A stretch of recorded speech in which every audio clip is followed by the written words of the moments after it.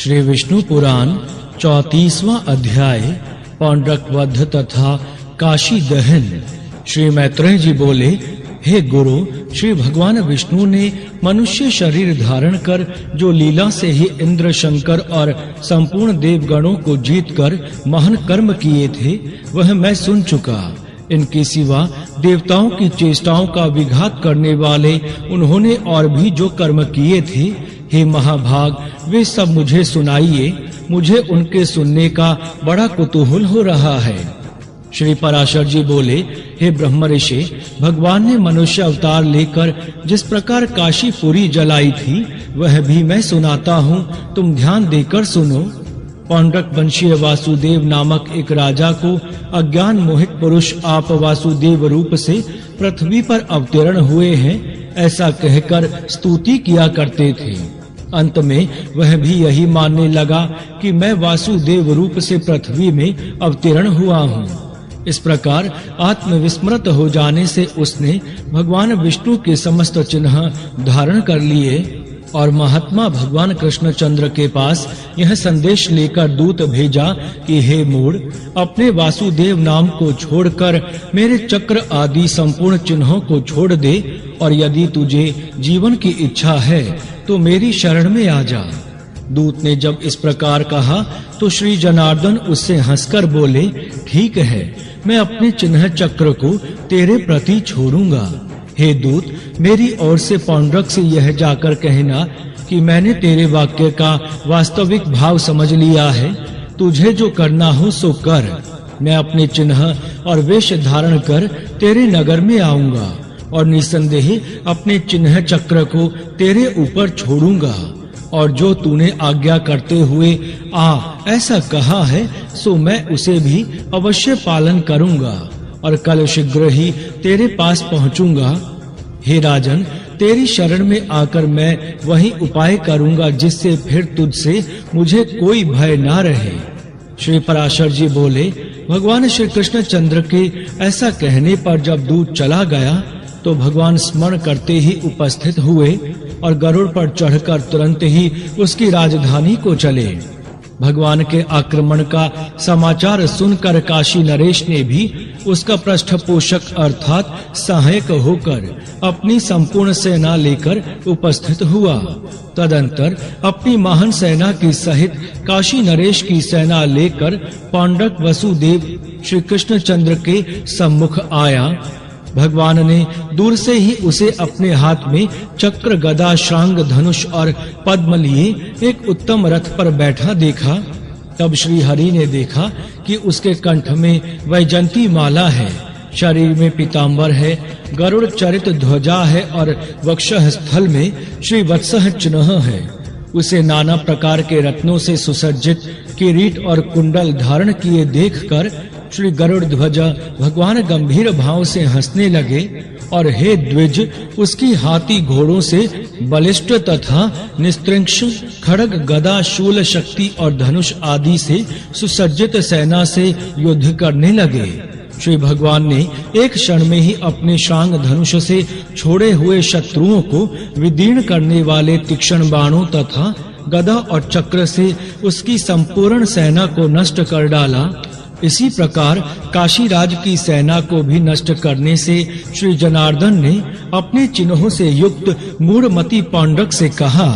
श्री भगवान बोले, हे पौंड्रक, मेरे प्रति तूने जो दूत के मुख से यह कहलवाया था कि मेरे चिन्ह को छोड़ दे, सो मैं तेरे सम्मुख उस आज्ञा को संपन्न करता हूँ। देख, ये मैंने चक्र छोड़ दिया, ये तेरे ऊपर गदा भी छोड़ दी और यह गरुड़ भी छोड़े देता हूँ। यह तेरी ध्वजा पर आरूढ़ हो। श्री पराशर जी बोले, ऐसा कहकर छोड़े हुए चक्र ने पौंड्रक को विदीर्ण कर डाला। गदा ने नीचे गिरा दिया और गरुड़ ने उनकी ध्वजा तोड़ डाली। तदंतर संपूर्ण सेना में हाहाकार मच जाने से अपने मित्र का बदला चुकाने के लिए खड़ा हुआ काशी नरेश श्री वासुदेव से लड़ने लगा। तब भगवान ने शांग धनुष से छोड़े हुए एक बाण से उसका सिर काटकर संपूर्ण लोगों को विस्मित करते हुए काशीपुरी में फेंक दिया। इस प्रकार पौंड्रक और काशी नरेश को अनुचरों सहित मारकर भगवान फिर द्वारकापुरी को लौट आए और वहां स्वर्ग सदृश सुख का अनुभव करते हुए रमण करने लगे। इधर काशीपुरी में काशीराज का सिर गिरा देख संपूर्ण नगर निवासी विस्मय पूर्वक कहने लगे, यह क्या हुआ? इसे किसने काट डाला? जब उसके पुत्र को मालूम हुआ कि उसे श्री वासुदेव ने मारा है, तो उसने अपने पुरोहित के साथ मिलकर भगवान शंकर को संतुष्ट किया। अविमुक्त महाक्षेत्र में उस राजकुमार से संतुष्ट होकर श्री भगवान शंकर ने कहा, वर मांगो। वह बोला, हे भगवान, हे महेश्वर, आपकी कृपा से मेरे पिता का वध करने वाले कृष्ण का नाश करने के लिए अग्नि से कृतया उत्पन्न हो। श्री पराशर जी बोले, भगवान शंकर ने कहा, ऐसा ही होगा। उनके ऐसा कहने पर दक्षिणा अग्नि का चयन करके अनंतर उससे उस अग्नि का ही विनाश करने वाली कृतया उत्पन्न हुई। उसका कराल मुख ज्वालामालाओं से पूर्ण था तथा उसके केश अग्नि शिखा के समान दीप्तमान और ताम्रवर्ण थे। वह क्रोध पूर्वक कृष्ण कृष्ण कहती द्वारकापुरी में आई।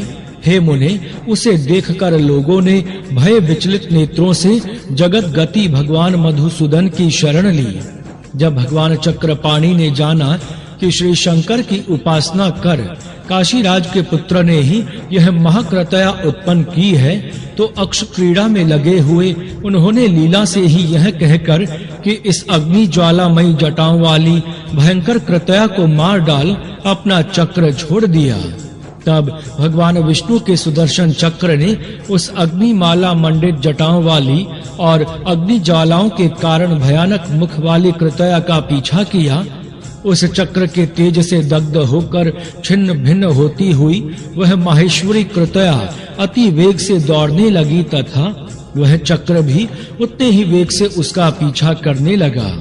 हे मुनि श्रेष्ठ, अंत में श्री विष्णु चक्र से हत प्रभाव हुई कृतया ने ही शीघ्रता से काशी में ही प्रवेश किया। उस समय काशी नरेश की संपूर्ण सेना और प्रमथ गण अस्त्र शस्त्रों से सुसज्जित होकर उस चक्र के सम्मुख आ गए। तब वह चक्र अपने तेज से शस्त्रास्त्र प्रयोग में कुशल उस संपूर्ण सेना को दग्ध कर कृतया के सहित संपूर्ण वाराणसी को जलाने लगा, जो राजा प्रजा और सेवकों से पूर्ण थी, घोड़े हाथी और मनुष्यों से भरी थी और संपूर्ण गोष्ठ और कोशों से युक्त थी और देवताओं के लिए भी दुर्दर्शनीय थी। उसी काशीपुरी को भगवान विष्णु के उस चक्र ने उनके ग्रह कोट और चबूतरों में अग्नि की ज्वालाएं प्रकट कर जला दिया। अंत में जिसका क्रोध अभी शांत नहीं हुआ था, जो अत्यंत उग्र कर्म करने को उत्सुक था और जिसकी दीप्ति चारों ओर फैल रही थी, वह चक्र फिर लौटकर भगवान विष्णु के हाथ में आ गया। इस प्रकार श्री विष्णु पुराण के 5वें अंश में 34वां अध्याय संपूर्ण हुआ। जय श्री हरि। श्री विष्णु पुराण 35वां अध्याय सांब का विवाह। श्री मैत्रेय जी बोले, हे ब्राह्मण, अब मैं फिर मतिमान बलभद्र जी के पराक्रम की वार्ता सुनना चाहता हूँ, आप वर्णन कीजिए। हे भगवान, मैंने उनके यमुनाकर्षण आदि पराक्रम तो सुन लिए, अब हे महाभाग, उन्होंने जो और विक्रम दिखलाए हैं, उनका वर्णन कीजिए। श्री पराशर जी बोले, हे मैत्रेय, अनंत अप्रमेय धरणीधर शेषावतार श्री बलराम जी ने जो कर्म किए थे वह सुनो। एक बार जामवती नंदन वीरवर सांब ने स्वयंवर के अवसर पर दुर्योधन की पुत्री को बलात् हरण लिया। तब महावीर कर्ण, दुर्योधन, भीष्म और द्रोण आदि ने क्रुद्ध होकर उसे युद्ध में हराकर बांध लिया। यह समाचार पाकर भगवान कृष्ण चंद्र आदि समस्त यादवों ने दुर्योधन आदि पर क्रुद्ध होकर उन्हें मारने के लिए बड़ी तैयारी की। उनको रोककर श्री बलराम जी ने मदिरा के उन्माद से लड़खड़ाते हुए शब्दों में कहा, हे कौरवगण, मेरे कहने से सांब को छोड़ देंगे, अतः मैं अकेला ही उनके पास जाता हूँ। श्री पराशर जी बोले, तदंतर श्री बलदेव जी हस्तिनापुर के समीप पहुंचकर उसके बाहर एक उद्यान में ठहर गए। उन्होंने नगर में प्रवेश नहीं किया। बलराम जी को आए जान दुर्योधन आदि राजाओं ने उन्हें गौ अर्घ्य और पाद्य आदि निवेदन किए। उन सबको विधिवत ग्रहण कर बलभद्र जी ने कौरवों से कहा, राजा उग्रसेन की आज्ञा है, आप लोग सांब को तुरंत छोड़ दें। हे द्विज सतम, बलराम जी के इन वचनों को सुनकर भीष्म, द्रोण और दुर्योधन आदि राजाओं को बड़ा शोभ हुआ और यदुवंश को राज्य पद के अयोग्य समझकर बाहलिक आदि सभी कौरवगण कुपित होकर मूसलधारी बलभद्र जी से कहने लगे, हे बलभद्र जी, तुम यह क्या कह रहे हो? ऐसे कौन यदुवंशी हैं जो कुरुकुलोत्पन्न किसी वीर को आज्ञा दें? यदि उग्रसेन भी कौरवों को आज्ञा दे सकते हैं तो राजाओं के योग्य कौरवों के इस श्वेत छत्र का क्या प्रयोजन है? अतः हे बलराम, तुम जाओ अथवा रहो, हम लोग तुम्हारी या उग्रसेन की आज्ञा से अन्य न्याय कर्मा साम को नहीं छोड़ सकते। पूर्व काल में कुकुर और अंधक वंशीय यादवगण हम माननीयों को प्रणाम करते थे, सो अब वे ऐसा नहीं करते तो ना सही, किंतु स्वामी को यह सेवक की ओर से आज्ञा देना कैसा? तुम लोगों के साथ समान आसन और भोजन का व्यवहार करके तुम्हें हमी ने गर्वीला बना दिया है। इसमें तुम्हारा कोई दोष नहीं है, क्योंकि हमने ही प्रीतिवश नीति का विचार नहीं किया। हे बलराम, हमने जो तुम्हें यह अर्घ्य आदि निवेदन किया है, यह प्रेमवश ही किया है। वास्तव में हमारे कुल की तरफ से तुम्हारे कुल को अर्घ्य आदि देना उचित नहीं है। श्री पराशर जी बोले, ऐसा कहकर कौरवगण यह निश्चय करके कि हम कृष्ण के पुत्र साम को नहीं छोड़ेंगे, तुरंत हस्तिनापुर में चले गए। तदंतर हलायुद्ध श्री बलराम जी ने उनके तिरस्कार से उत्पन्न हुए क्रोध से मत होकर घूरते हुए पृथ्वी में लात मारी। महात्मा बलराम जी के पाद प्रहार से पृथ्वी फट गई और वे अपने शब्द से संपूर्ण दिशाओं को गुंजाकर कंपायमान करने लगे तथा लाल लाल नेत्र और टेढ़ी भ्रुकुटी करके बोले, अहो, इन सारहीन दुरात्मा कौरवों को यह कैसा राजमद का अभिमान है। कौरवों का महिपालत्व तो स्वतः सिद्ध है और हमारा सामयिक ऐसा समझकर ही आज ये महाराज उग्रसेन की आज्ञा नहीं मानते, बल्कि उसका उल्लंघन कर रहे हैं। आज राजा उग्रसेन सुधर्मा सभा में स्वयं विराजमान होते हैं, उसमें शचीपति इंद्र भी वह नहीं बैठ पाते, परंतु इन कौरवों को धिक्कार है जिन्होंने सैकड़ों मनुष्यों के उच्छिष्ट राज सिंहासन में इतनी तुष्टि है, जिनके सेवकों की स्त्रियां भी पारिजात वृक्ष की पुष्प मंजरी धारण करती हैं, वह भी इन कौरवों के महाराज नहीं है। यह कैसा आश्चर्य है। वे उग्रसेन ही संपूर्ण राजाओं के महाराज बनकर रहे। आज मैं अकेला ही पृथ्वी को कौरवहीन करके उनकी द्वारकापुरी को जाऊंगा। आज कर्ण, दुर्योधन, द्रोण, भीष्म, बाहलिक, दुशासन आदि भूरी भूरी श्रवा, सोमदत्त, शल, भीम, अर्जुन, युधिष्ठिर, नकुल और सहदेव तथा अन्य नए समस्त कौरवों को उनके हाथी, घोड़े और रथ की सहित मारकर तथा नववधू के साथ वीरवर सांब को लेकर ही मैं द्वारकापुरी में जाकर उग्रसेन आदि अपने बंधु बांधवों को देखूंगा, अथवा समस्त कौरवों के सहित उनके निवास स्थान इस हस्तिनापुर नगर को ही अभी गंगा जी में फेंके देता हूँ। श्री पराशर जी बोले, ऐसा कहकर मद से अरुण नयन मूसलायुध श्री बलभद्र जी ने हल्की नोक को हस्तिनापुर के खाई और दुर्ग से युक्त प्राकार के मूल में लगाकर खींचा। उस समय संपूर्ण हस्तिनापुर सहसा डगमगाता देखकर समस्त कौरवगण शुद्ध चित्त होकर भयभीत हो गए और कहने लगे, हे राम, हे राम, हे महाबाहो, क्षमा करो, क्षमा करो। हे मूसलायुद्ध, अपना कोप शांत करके प्रसन्न होइए। हे बलराम, हम आपका प्रभाव नहीं जानते थे, इसी से आपका अपराध किया, कृपया क्षमा कीजिए। श्री पराशर जी बोले, हे मुनि श्रेष्ठ, तदंतर कौरवों ने तुरंत ही अपने नगर से बाहर आकर पत्नी सहित सांब को श्री बलराम जी के अर्पण कर दिया। तब प्रणाम पूर्वक प्रिय वाक्य बोलते हुए भीष्म, द्रोण, कृप आदि से वीरवर बलराम जी ने कहा, अच्छा, मैंने क्षमा किया। हे द्विज, इस समय भी हस्तिनापुर गंगा की ओर कुछ झुका सा हुआ दिखाई देता है।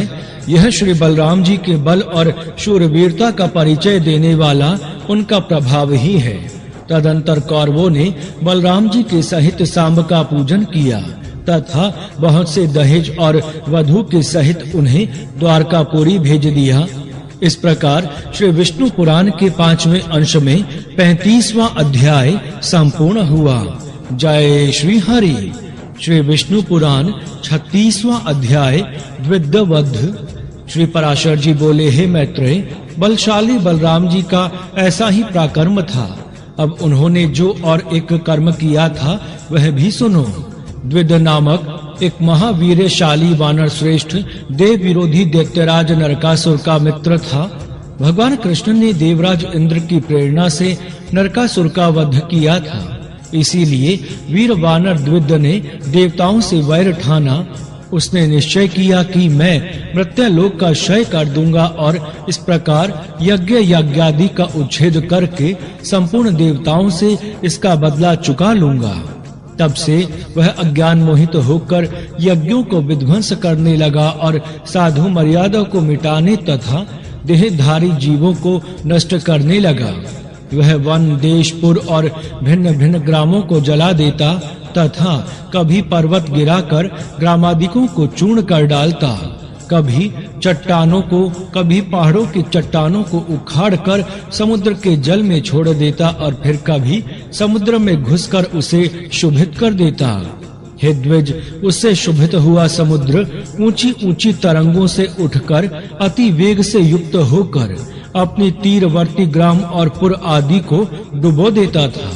वह कामरूपी वानर महान रूप धारण कर लौटने लगता था और उसने लुंठन के संघर्ष से संपूर्ण धान्यों खेतों को कुचल डालता था। हे द्विज, उस दुरात्मा ने इस संपूर्ण जगत को स्वाध्याय और वष्टकार से शून्य कर दिया था, जिससे यह अत्यंत दुखमय हो गया। एक दिन श्री बलभद्र जी रैवता ध्यान में कीड़ा सक्त होकर मद्यपान कर रहे थे। साथ ही महाभागा रेवती तथा अन्य सुंदर रमणियां भी थीं। उस समय यदुश्रेष्ठ श्री बलराम जी मंद्रांचल पर्वत पर कुबेर के समान रैवत पर स्वयं रमण कर रहे थे। इसी समय वहां द्विद वानर आया और श्री हलधर के हल और मूसल लेकर उनके सामने ही उनकी नकल करने लगा।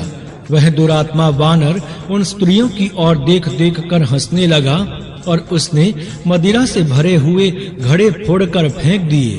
तब श्री हलधर ने क्रुद्ध होकर उसे धमकाया, तथापि वह उनकी अवज्ञा करके किलकारी मारने लगा। तदंतर श्री बलराम जी ने मुस्काकर क्रोध से अपना मूसल उठा लिया तथा उस वानर ने भी एक भारी चट्टान ले ली और उसे बलराम जी के ऊपर फेंका। किंतु यदुवीर बलभद्र जी ने मूसल से उसके हजारों सैकड़ों टुकड़े कर डाले, जिससे वह पृथ्वी पर गिर पड़ी। तब उस वानर ने बलराम जी के मूसल का वार बचाकर रोष पूर्वक अत्यंत वेग से उनकी छाती में घूंसा मारा। तत्पश्चात बलभद्र जी ने भी क्रुद्ध होकर द्विद के सिर में घूंसा मारा, जिससे वह रुधिर वमन करता हुआ निर्जीव सा होकर पृथ्वी पर गिर पड़ा। हे मैत्रेय, उसके गिरते समय उसके शरीर का आघात पाकर इंद्र वज्र से विदीर्ण होने के समान उस पर्वत के शिखर के सैकड़ों टुकड़े हो गए। उस समय देवता लोग बलराम जी के ऊपर फूल बरसाने लगे और वहां आकर आपने यह बड़ा अच्छा किया ऐसा कहकर उनकी प्रशंसा करने लगे। हे वीर, दैत्य पक्ष के उपकारक इस दुष्ट वानर ने संसार को बड़ा कष्ट दे रखा था। यह बड़े ही सौभाग्य का विषय है कि आज यह आपके हाथों मारा गया। ऐसा कहकर गुहोकों के सहित देवगण अत्यंत हर्ष पूर्वक स्वर्ग लोक को चले आए। श्री पराशर जी बोले, शेषावतार धरणीधर धीमान बलभद्र जी के ऐसे ही अनेकों कर्म हैं, जिनका कोई परिमाण अर्थात तुलना नहीं बताया जा सकता। इस प्रकार श्री विष्णु पुराण के 5वें अंश में 36वां अध्याय संपूर्ण हुआ। जय श्री हरि। श्री विष्णु पुराण 37वां अध्याय ऋषियों का शाप, यदु वंश विनाश तथा भगवान का स्वधाम सिधारना। श्री पराशर जी बोले, हे मैत्रेय, इसी प्रकार संसार के उपकार के लिए बलभद्र जी के सहित श्री कृष्ण चंद्र ने दैत्यों और दुष्ट राजाओं का वध किया तथा अंत में अर्जुन के साथ मिलकर भगवान कृष्ण ने 18 अक्षौहिणी सेना को मारकर पृथ्वी का भार उतारा। इस प्रकार संपूर्ण राजाओं को मारकर पृथ्वी का भारावतरण किया और फिर ब्राह्मणों के शाप के विष से अपने कुल का भी उपसंहार कर दिया। हे मुने, अंत में द्वारकापुरी को छोड़कर तथा मानव शरीर को त्याग कर श्री कृष्ण चंद्र ने अपने अंश बलराम जी, प्रद्युम्न आदि के सहित अपने विष्णुमय धाम में प्रवेश किया। श्री मैत्रेय जी बोले, हे मुने, श्री जनार्दन ने विप्र शाप के विष से किस प्रकार अपने कुल का नाश किया और अपने मानव देह को किस प्रकार छोड़ दिया। श्री पराशर जी बोले, एक बार कुछ यदु कुमारों ने महातीर्थ पिंडारक क्षेत्र में विश्वामित्र, कणव और नारद आदि महामुनियों को देखा। तब यौवन से उन्मत्त हुए उन बालकों ने होनहार की प्रेरणा से जाम्बवती के पुत्र सांब का स्त्री वेश बनाकर उन मुनीश्वरों को प्रणाम करने के अनंतर अति नम्रता से पूछा, इस स्त्री को पुत्र की इच्छा है, हे मुनिजन, कहिए यह क्या जनेगी। श्री पराशर जी बोले, यदु कुमारों के इस प्रकार धोखा देने पर उन दिव्य ज्ञान संपन्न मुनियों ने कुपित होकर कहा, यह एक लोकोत्तर मूसल जनेगी जो समस्त यादवों के नाश का कारण होगा और जिससे यादवों का संपूर्ण कुल संसार में निर्मूल हो जाएगा। मुनिगण के इसी प्रकार कहने पर उन कुमारों ने संपूर्ण वृतांत ज्यों का त्यों राजा उग्रसेन से कह दिया तथा शाम के पेट से एक मूसल उत्पन्न हुआ। उग्रसेन ने उस लोहमय मूसल का चूर्ण कर डाला और उसे उन बालकों ने ले जाकर समुद्र में फेंक दिया। उससे वहां बहुत से सरकंडे उत्पन्न हो गए। यादवों द्वारा चूर्ण किए गए इस मूसल के लोहे का जो भाले की नोक के समान एक खंड चूर्ण करने से बचा था, उसे भी समुद्र में ही फेंकवा दिया। उसे एक मछली निगल गई। उस मछली को मछेरों ने पकड़ लिया तथा चीरने पर उसके पेट से निकले हुए उस मूसल खंड को जरा नामक व्याध ने ले लिया। भगवान मधुसूदन इन समस्त बातों को यथावत जानते थे, तथापि उन्होंने विधाता की इच्छा को अन्यथा करना ना चाहा। इसी समय देवताओं ने वायु को भेजा। उसने एकांत में श्री कृष्ण चंद्र को प्रणाम करके कहा, भगवान, मुझे देवताओं ने दूत बनाकर भेजा है। हे विभु, वसुगण, अश्वनी कुमार, रुद्र, आदित्य, मरुदगण और साध्य आदि के सहित इंद्र ने आपको जो संदेश भेजा है वह सुनिए। भगवान, देवताओं की प्रेरणा से उनके ही साथ पृथ्वी का भार उतारने के लिए अवतीर्ण हुए आपको 100 वर्ष से अधिक बीत चुके हैं। अब आप दुराचारी दैत्यों को मार चुके हैं और पृथ्वी का भार भी उतार चुके हैं। अतः हमारी प्रार्थना है कि अब देवगण सर्वदा स्वर्ग में ही आपसे सनाथ हों, अर्थात आप स्वर्ग पधार कर देवताओं को सनाथ करें। हे जगन्नाथ, आपको भूमंडल में पधारे हुए 100 वर्ष से अधिक हो गए। अब यदि आपको पसंद आवे तो स्वर्गलोक पधारिए। हे देव, देवगण का यह भी कथन है कि यदि आपको यहीं रहना अच्छा लगे तो रहें। सेवकों का तो यही धर्म है कि स्वामी को यथा समय कर्तव्य का निवेदन कर दें। श्री भगवान बोले, हे दूत, तुम जो कुछ कहते हो वह मैं सब जानता हूँ। इसीलिए अब मैंने यादवों के नाश की आरंभ कर ही दिया है। इन यादवों का संहार हुए बिना अभी तक पृथ्वी का भार हल्का नहीं हुआ है। अतः अब 7 रात्रि के भीतर इनका संहार करके पृथ्वी का भार उतार कर मैं शीघ्र ही जैसा तुम कहते हो वही करूंगा।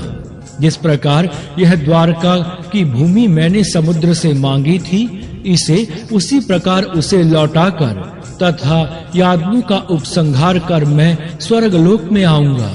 अब देवराज इंद्र और देवताओं को यह समझना चाहिए कि संकर्षण के सहित मैं मनुष्य शरीर को छोड़कर स्वर्ग पहुंच ही चुका हूँ। पृथ्वी के भारभूत जो जरासंध आदि अन्य राजागण मारे गए हैं, ये यदु कुमार भी उनसे कम नहीं है। अतः तुम देवताओं से जाकर कहो कि मैं पृथ्वी के इस महाभार को उतारकर ही देवलोक का पालन करने के लिए स्वर्गलोक में आऊंगा। श्री पराशर जी बोले, हे मैत्रेय, भगवान वासुदेव के इस प्रकार कहने पर देवदूत वायु उन्हें प्रणाम करके अपनी दिव्य गति से देवराज के पास चले आए। भगवान ने देखा कि द्वारकापुरी में रात दिन